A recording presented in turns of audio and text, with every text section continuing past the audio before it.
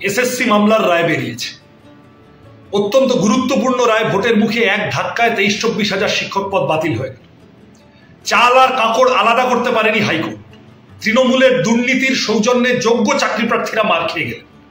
আমরা যোগ্য চাকরি প্রার্থীদের পাশে আছি প্রথম থেকে, এবং যারা চাকরি পাওয়ার কথা ছিল না, তৃণমূলকে টাকা দিয়ে সাময়িকভাবে চাকরি জুটিয়েছিলেন, তৃণমূল আশ্বস্ত করেছিল, তাদেরকে এখন বলছি, কোথায় কোন সরকারি অফিস, কোথায় কোন তৃণমূলের পার্টি অফিস, কোথায় কোন তৃণমূল নেতা আপনার থেকে টাকা নিয়েছিল, তার কাছে যান, প্রয়োজনে আমরা থাকবো, টাকা ফেরত চান গিয়ে।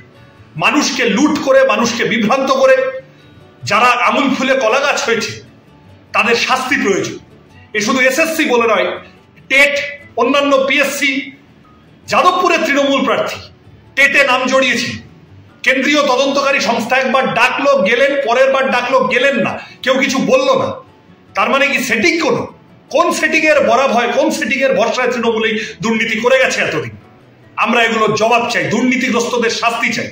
যারা যারা চাকরি চুরিতে নাম জড়িয়েছে হয় জেলে যাবে, নয় বিজেপিতে যাবে।